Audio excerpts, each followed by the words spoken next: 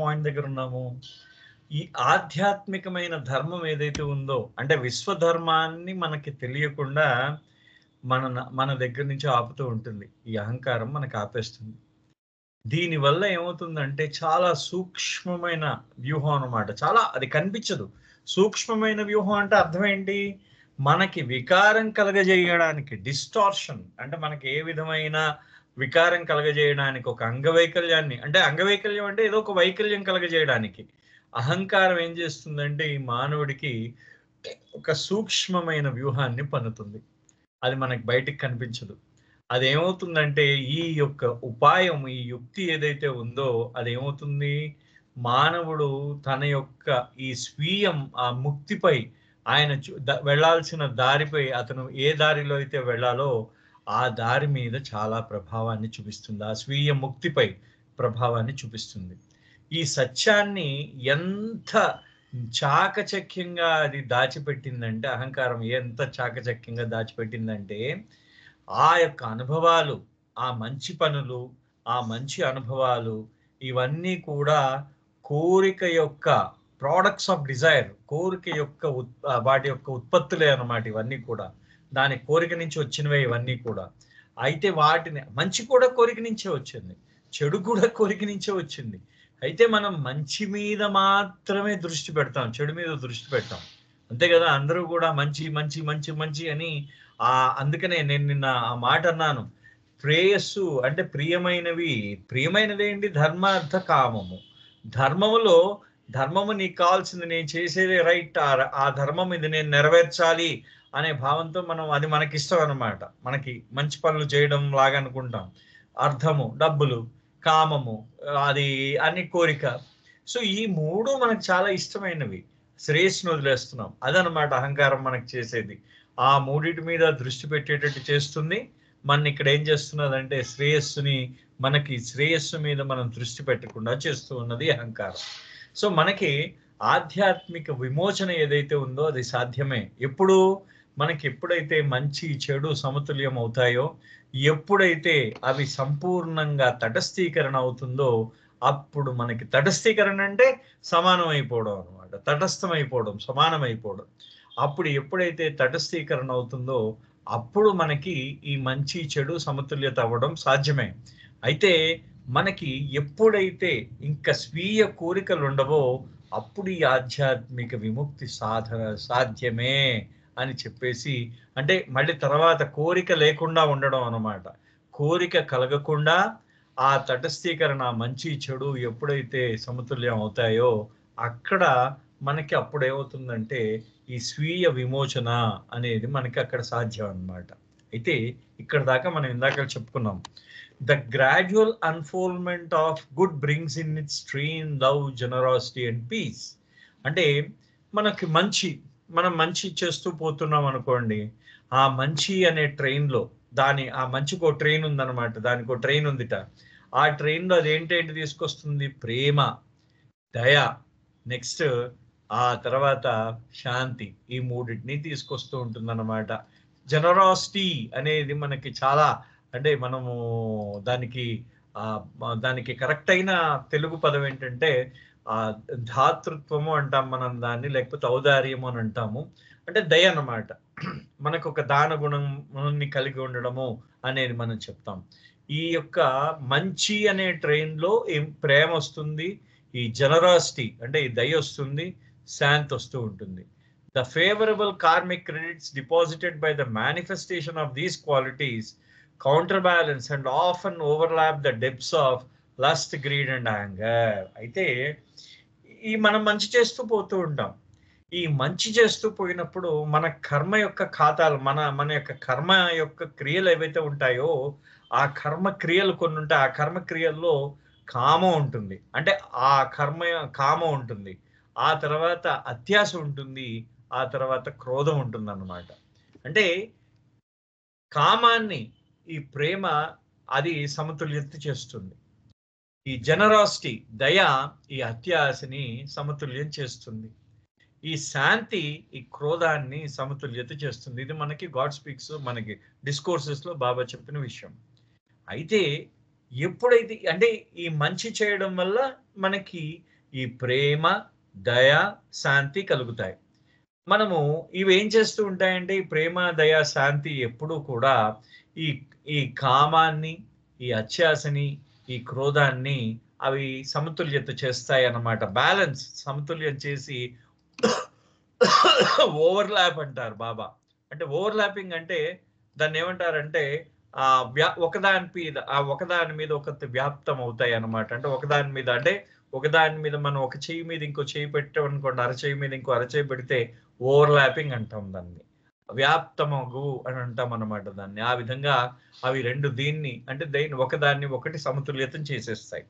When the two sides are perfectly balanced, there is an instantaneous termination of both karmic debts and credits and a simultaneous transition of consciousness from a state of bondage to a state of freedom. ఇక్కడ instantaneous అంటే అప్రయత్నపూర్వకమైన termination అంటే మొత్తం అంతం అయిపోతుందిట. ఎప్పుడు అంతం అవుతుంది?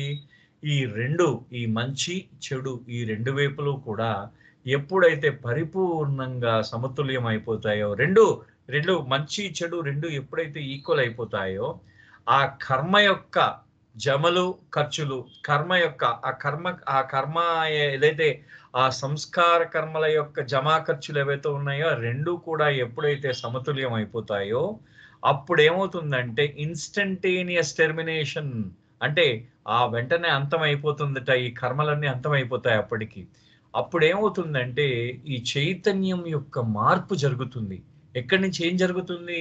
From A state of bondage, ఆ బంధనముల యొక్క స్థితి నుండి స్వేచ్ఛ అనే స్థితికి అంటే చైతన్యం స్వేచ్ఛాయుతం అవుతుంది. అయితే ఇక్కడ అహంకారం ఏం చేస్తుందో చూడండి. అంటే మనం అంటే ఇది దైవీపరమైన ధర్మం, మనకి తెలియాల్సిన ధర్మం ఇది. అహంకారం ఏం చేస్తున్నాదో బాబా అహంకారం గురించి బాబా ఎంత చక్కగా వివరణ ఇచ్చారో చూద్దాం మనం ఇక్కడ. ఎందుకంటే ఇది జనరల్ గా బాబా ఏం చేశారు, ఈ అహంకారం దాచిపెట్టే ఆధ్యాత్మిక విశ్వధర్మం అన్నమాట. ఇది ఆధ్యాత్మికమైన ధర్మం, స్పిరిచువల్ లా ఇది. ఈ ధర్మాన్ని దాచిపెడుతున్నది అహంకారం మన దగ్గర, మనకి తెలుసుకోనీయకుండా చేస్తున్నది. But what the ego is so particularly shrewd is suppressing is that both and credit and debit sides of the book of karma have to sum up to absolute equality before the karmic account of the aspirant be closed. అంటే అహంకారం మన దగ్గర దాచిపెట్టిందిట ఈ మంచి చెడు అని ఈ రెండిటిని కూడా మంచి చెడు ఈ రెండు సమతుల్యం అయ్యి ఈ 2 కూడా వాటి యొక్క జమా ఖర్చులు 2 సమానం అయిపోయి, ఈ కర్మ యొక్క జమా ఖర్చులు 2 సమానం అయిపోయి 2 కూడా పరిపూర్ణమైన సమానత వస్తే ఈ యొక్క కర్మ యొక్క ఈ ఖాతా పుస్తకాన్ని మనం మూసేయొచ్చు. ఆ మనిషి యొక్క కర్మ యొక్క ఖాతా పుస్తకాన్ని మనం మూసేయొచ్చు. అంటే కర్మ యొక్క ఖాతా ఉంది మీకు.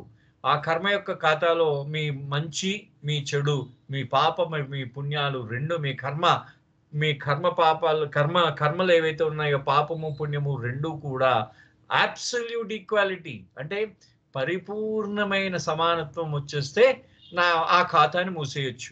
కానీ for the ego is fully aware that if it permits the aspirant to draw the final line beneath his 2 equibalanced karmic columns, these lines becomes at once a mortal dagger through its own heart. ఇది ఏంటవుతున్నదంటే అహంకారం చూడండి బాబా ఎలా వర్ణించారు అహంకారాన్ని. ఇప్పుడు మీరేం చేస్తున్నారంటే మీ ఇంట్లో మీకు నేను ఏం చేశాను, ఒక 4-5 అంకెలను ఇచ్చాను. దాన్ని సమప్ యాడ్ చేయమని చెప్పాను మీకు. యాడ్ చేయమని అంటే యాడ్ అంటే 4 + 5 + 6 అంటే 4, 5, 9, 6, 15. ఈ రెండిటి కింద ఈ 15 ఎక్కడ రాస్తారు మీరు? కింద ఒక లైన్ గీసి దాని కింద 15 అని రాస్తారు, అంతే కదా. మొదట 4, తర్వాత 5, తర్వాత 6 ఉండి ప్లస్ 4 ప్లస్ వేసి 5 ప్లస్ వేసి 6 ప్లస్ వేసి కింద ఒక లైన్ పెట్టి ఆ 15 అని పెడతారు. అంటే ఈ అహంకారం కూడా దాన్ని ఫుల్ స్టాప్ పెట్టడం, మొత్తం అన్నిటినీ ఫుల్ స్టాప్ పెట్టడం అనమాట. ఒక గీత గీసేసాం, మంచికి గీత గీసేసిన, చెడుకి మనం ఎక్కడ గీయాలి, మంచికి ఎక్కడ గీత గీయాలి అనే విషయాన్ని మనకి తెలియకుండా అడ్డం పడుతుందన్నమాట అహంకారం. కారణం ఏంటి? అహంకారం ఇస్ ఫుల్లీ అవేర్. దానికి తెలుసు, అహంకారానికి తెలుసు. ఎప్పుడైతే ఈ పాప పుణ్యములు అంటే ఈ మంచి చెడు అనేది సమతుల్యం అయిపోతాయో, ఎప్పుడైతే ఈక్వల్ బ్యాలెన్స్ అయిపోతాయో, మీకేమవుతుందంటే, మీకు ఎప్పుడైతే ఆ లైన్ మీరు కింద లైన్ గీసేస్తారో ఇంక అయిపోయింది. ఇంకా దీనికి ఇగో మంచికి ఇలా లైన్ గీసేస్తున్నాం, చెడుకి లైన్ గీసేస్తున్నాం, ఈ రెండు కూడా సమానం, పరిపూర్ణంగా సమానం అయిపోయాయి అనే భావన మీకు కలిగిన నాడు అహంకారం ఏమవుతుంది? దాని గుండెలో కత్తి గుచ్చుకుపోతుంది. అంతే కదా? మోర్టల్ డాగర్, దాన్ని పూర్తిగా దాని ప్రాణం తీసేస్తుంది అహంకారాన్ని. కారణం, అది ఎప్పుడైతే సమతుల్యం అయిపోతుందో అహంకారం చచ్చిపోతుంది. అహంకారం చచ్చిపోయిన వెంటనే మీకు ఎప్పుడైతే ఆ యొక్క బంధనముల నుండి స్వేచ్ఛాయుతం అయిపోతారు.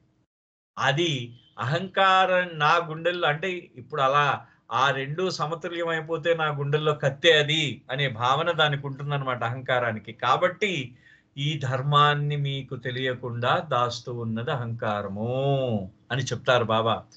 ధర్మాన్ని దాచకుండా అది దాస్తూ చెప్తున్నది అహంకారం చెప్తున్నదిట. అంటే ఇది తెలియకుండా మనకి దాచిపెడుతున్నది. Because of the certainty, the ego does its best to keep the aspirant karmic account in a constant state of unbalance.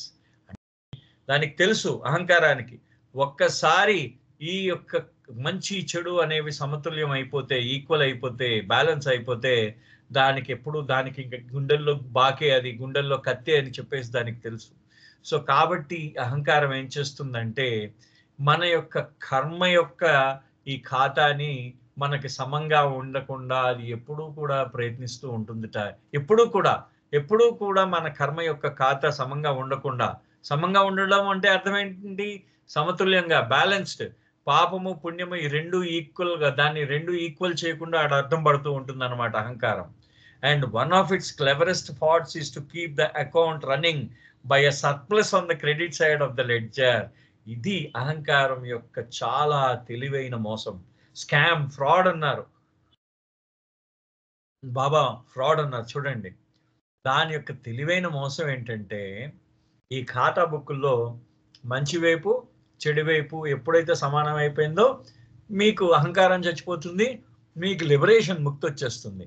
ఆ విధంగా అహంకారం తనని తాను కాపాడుకోవడానికి చాలా తెలివిగా ఏం చేస్తుందంటే, క్రెడిట్ సైడ్, జమా వైపు, జమ ఏంటి మీకు ఏది జమం? పుణ్యం. మంచి మంచి మంచి మంచి నేను మంచి పనులు చేయాలి, మంచి అనుకుంటూ ఆ మంచి వెనకాదల పరిగెట్టేటట్టు చేస్తుంది మిమ్మల్ని అహంకారం.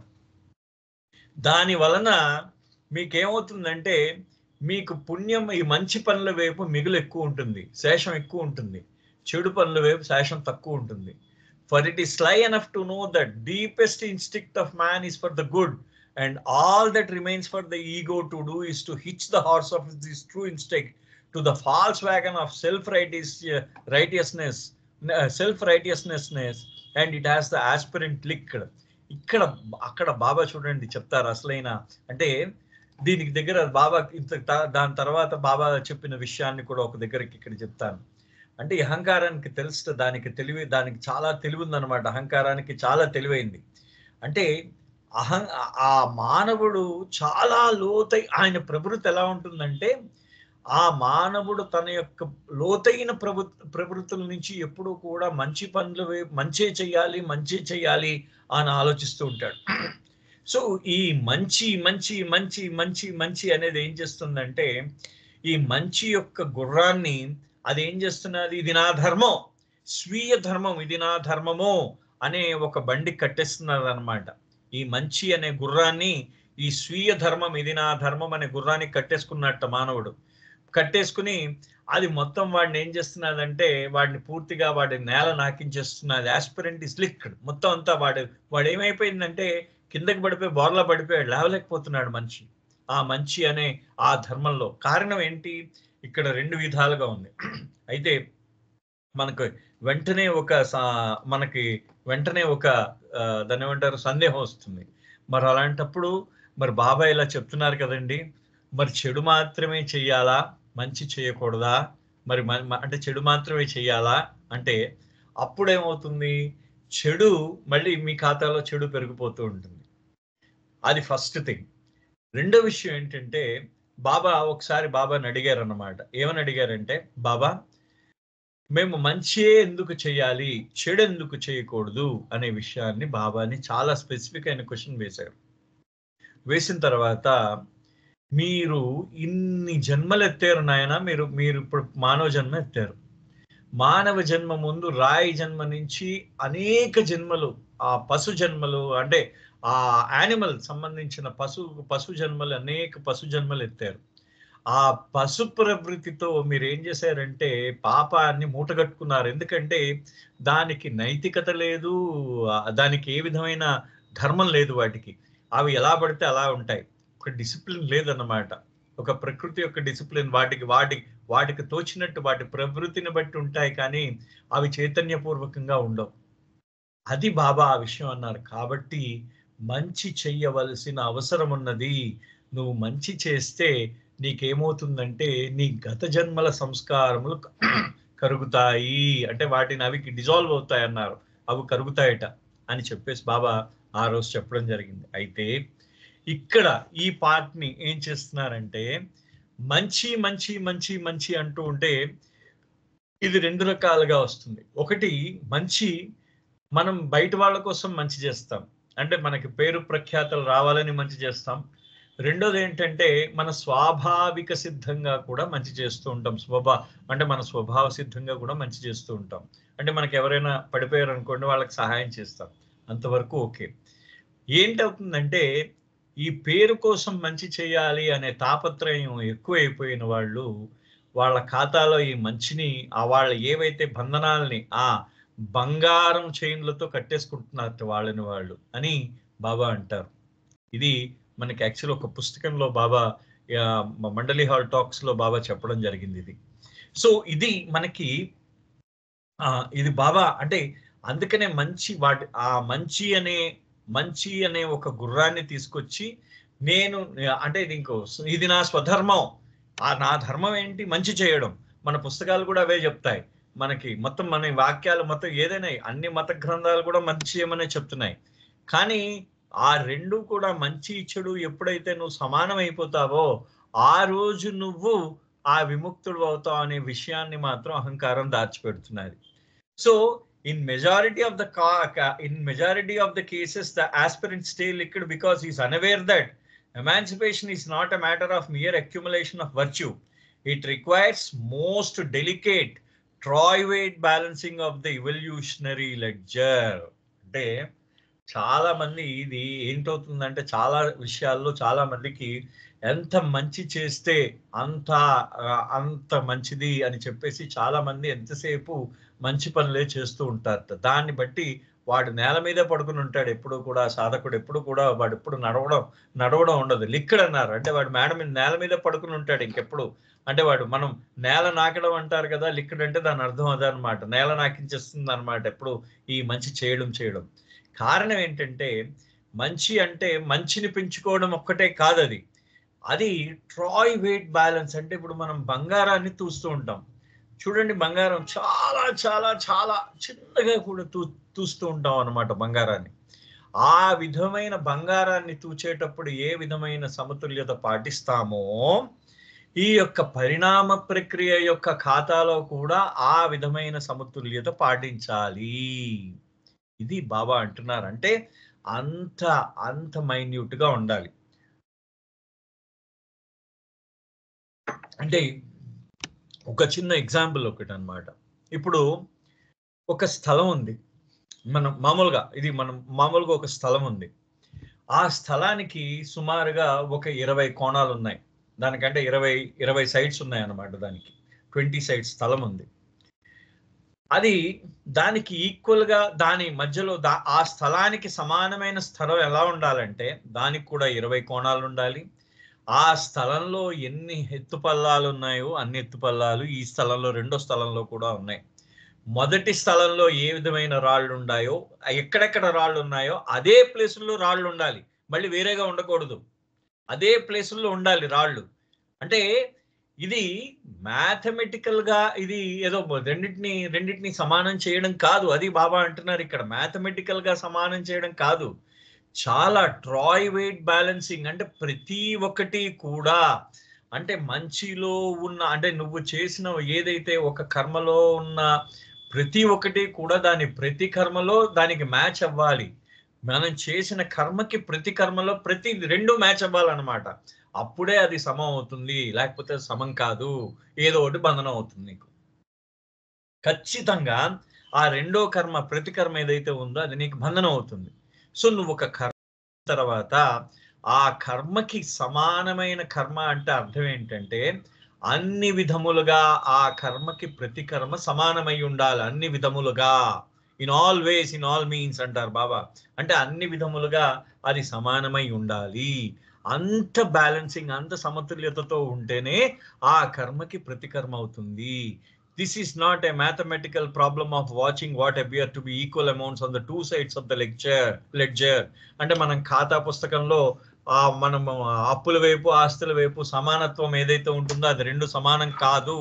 అటువంటి సమానత్వం కాదు ఇది. This is not a mathematical problem of matching what appears to be equal amounts on two sides of the ledger, nor it is an automatic process that could be left to itself. అంటే అదేమి దానంతటదే, అంటే దానంతటదే సమానం అయిపోతుందని వదిలేయడానికి అది automatic process కాదు. వదిలేద్దాంలే దాన్ని, దానంతట అదే తర్వాత సమానం అయిపోతుంది అనడానికి ఆ రెండు ఆటోమేటిక్ ప్రాసెస్ కాదు. అదే విధంగా మ్యాథమెటిక్ అంటే ఒక ఖాతా పుస్తకంలో అప్పులు ఆస్తులు రెండు సమానం చేయడం కాదు సుమా అని అంటూ, but that requires the most wise. దానికి ఏం కావాలిట? ఆ కర్మకి ప్రతి కర్మ చేయడం అనే దాంట్లో, అంటే కర్మ ప్రతి కర్మని రెండింటిని సమానం చేయడానికి ఎంత ఎంత లోతుగా ఆలోచించాలంటే చాలా తెలివిగా, వైస్, మోస్ట్ పెయిన్స్ టేకింగ్, ఎంతో కష్టంతో అన్నమాట. అంటే చాలా బాధ కలుగుతుంది మనం అది దానికి సమానం చేసేటప్పుడు. మోస్ట్ పెయిన్స్ టేకింగ్ అనమాట. అంటే అది బాగా పాటుపడాలన్నమాట, దానికోసం చాలా పాటుపడాలి. మోస్ట్ ఎగ్జాక్టింగ్ ఎఫర్ట్, అంటే దాని ప్రయత్నం ఎలా ఉండాలి?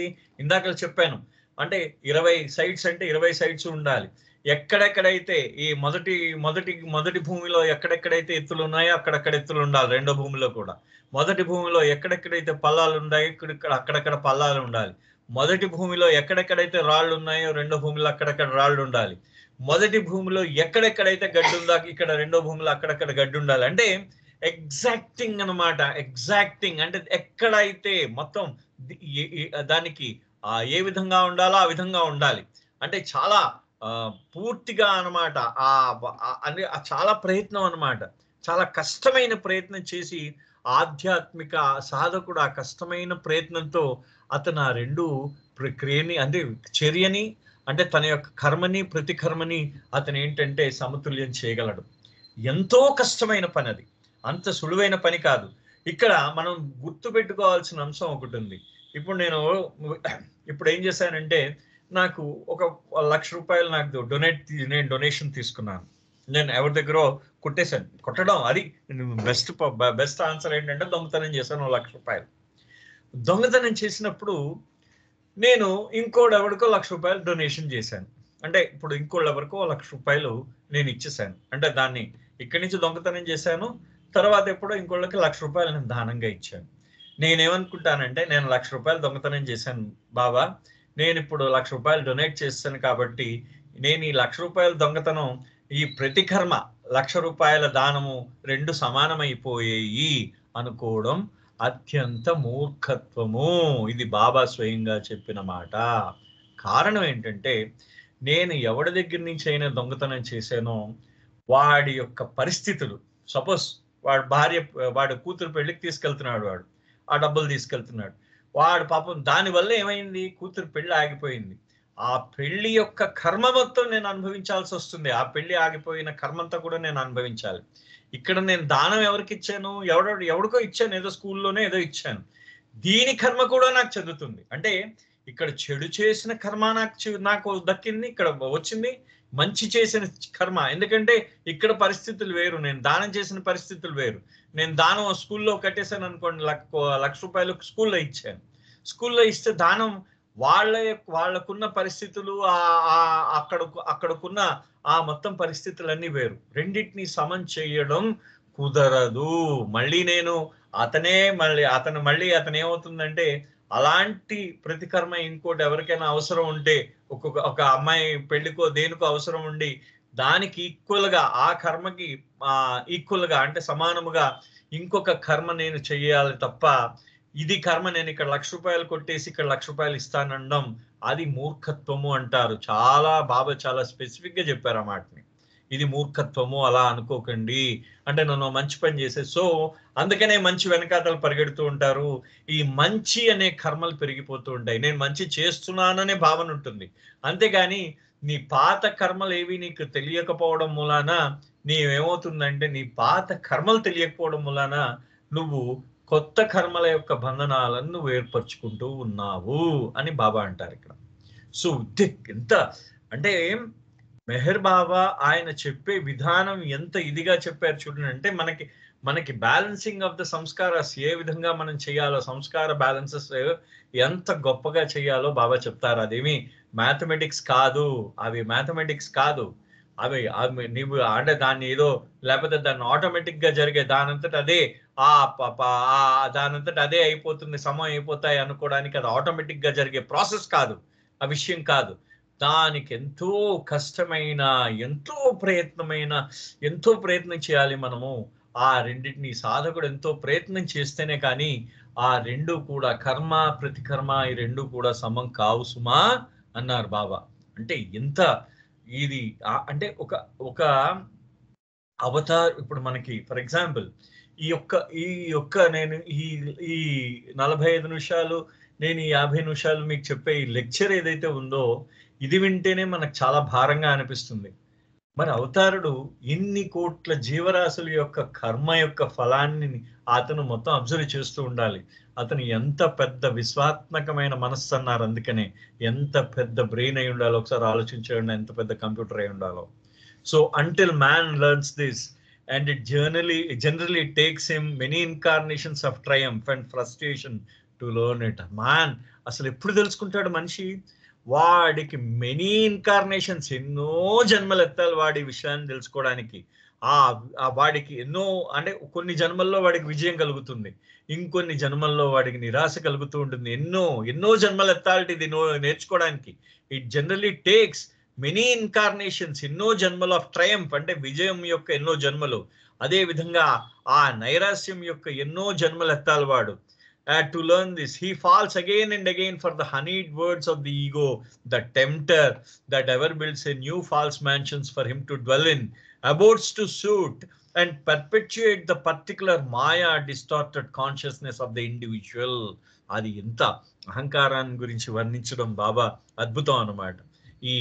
ఏం చేస్తున్నది అంటే వాడికి ఎన్నో జన్మల్లో వాడు విజయం పొందాలన్నమాట. దాంట్లో ఎన్నో జన్మల యొక్క నైరాశ్యంతో వాడికి ఆ అనుభవముల ద్వారా వాడికి కలుగుతుంది.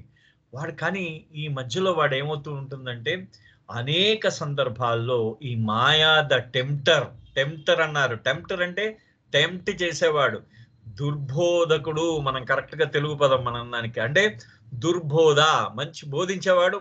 సద్బోధ అంటే మంచిగా చెప్పేవాడు. దుర్బోధ అంటే తప్పుగా చెప్పేవాడు అనమాట. మనని తప్పు వైపు ఆకర్షింపజేసేవాట దుర్బోధకుడు అంటాం మనం వాడిని. ఆ విధమైన టెంప్టర్ చూడండి వాడిని. హనీడ్ వర్డ్స్ అంటే తేనె పూసిన మాటలతో ఈ అహంకారం ఏం చేస్తుందంటే దుర్బోధ చేస్తుంది. అది దుర్బోధ చేసి ఫాల్స్ మ్యాన్షన్స్ అంటే మనం ఈ దేంట్లో ఉంటాము అంత అసత్యపు ఆ మ్యాన్షన్ అంటే పెద్ద పెద్ద భవనాలు అన్నమాట. మ్యాన్షన్ అంటే భవనాలు, అసత్యపు భవనాల్లో నివసిస్తూ ఉంటాం. మనకి ఏవైతే ఆ సరిపోనివన్నీ కూడా మనకి సరిపోని వాటిల్లో మనం అనుకూలించుకుంటూ ఉంటాం అన్నమాట. మనం సరిపెట్టుకుంటూ ఉంటాం. ఆ పర్టికులర్ మాయా డిస్టార్టెడ్ కాన్షియస్నెస్ అంటే మాయచే వక్రీకరింపబడిన చైతన్యం, ముఖ్యంగా అది ఆ మాయా డిస్టార్టెడ్ కాన్షియస్నెస్. ఆ మాయ ఆ చైతన్యాన్ని వక్రీకరింపజేసింది అంటే వంకర చేసేసింది ఆ చైతన్యాన్ని. ఆ విధంగా మనని వంకరగా ఆలోచించేటట్టు చేసిందనమాట ఈ మాయ. ఈ అహంకారము అనేది దాని ఆయుధము. ఆ అహంకారం ఏం చేస్తున్నదంటే ఈ దుర్బోధలో ఇది ఏం చేస్తున్నది, ఆ దుర్బోధ మనలో ఆ దుర్బోధ ప్రవేశపెట్టి మనకి అనేక సందర్భాల్లో ఆ సమతుల్యత ఏదైతే ఉందో ఆధ్యాత్మిక సత్యాన్ని మనం గ్రహించనీయకుండా చేస్తూ ఉన్నది. అది మనకి ఏదైతే ఆధ్యాత్మిక సత్యం ఉందో అది గ్రహించనీయకుండా చేస్తూ ఉన్నది. Frequently, this is a fool's paradise in the happy valley of self-deception, in which dwell the people who are tricked by the ego into believing that salvation is achieved by denying the existence of the evil. ఇక్కడ ఒక ఆత్మ మనం దీంట్లో అంటే ఆత్మని మోసం చేసుకుంటూ ఉంటాం అన్నమాట. స్వీయ మోసాన్ని చేసుకుంటూ ఉంటాం, మనకి మనం మోసం చేసుకుంటూ ఉంటాం. ఫూల్స్ పారడైస్ అంటే తెలివి తక్కువ వాళ్ళ స్వర్గం అన్నమాట. అది తెలివి లేని వాళ్ళ స్వర్గం. అంటే ఆ స్వర్గంలో మనకేం అది నిజంగా తెలివైన వాళ్ళు, తెలివి తక్కువ వాళ్ళందరూ కూడా కల్లుపాక స్వర్గమే వాళ్ళకి. నిజమైన స్వర్గం కాదు. ఆ కల్లుపాక కూడా స్వర్గమే, కళ్ళు తాగే వాళ్ళందరికీ కూడా. అదంతా కూడా తెలివి తక్కువ వాళ్ళ స్వర్గం అన్నమాట. సో దాంట్లో ఆ తెలివి తక్కువ వాళ్ళ స్వర్గంలో వాళ్ళని వాళ్ళు మోసపుచ్చుకుంటూ ఈ మనుషులు ఈ అహంకారంచే మోసగింపబడి వాళ్ళు ఏం చేస్తూ ఉంటారట, ఆ తప్పు మనం ఎప్పుడు అంటే మనము తప్పు చేయకూడదు. ఈవిల్ అంటే తప్పు చేయడం అన్నమాట. తప్పు చేయడం మహాపాపం, తప్పు చేయడం మహాపాపం, మా పాపం, ఆ పాపులందరి నుంచి దూరంగా ఉండాలి. ఇప్పుడు మనకి ఒకనొక మీకు దాంట్లో దాన్ని ఏమిటంటారు చూసారా, ఒకనొక మతంలో అయితే ఈ పాపుల గురించి చాలా ఘోరంగా చెప్తారు. సో ఈ పాపులు అందరూ కూడా అంటరాని వాళ్ళు పాపం నుంచి దూరంగా ఉండాలి, పాపము క్షమించుగాక అని చెప్పేసి ప్రతి ఒక్కడు కూడా ఈ పాపాన్ని ప్రతి ఒక్కడు కూడా వ్యతిరేకించడమే.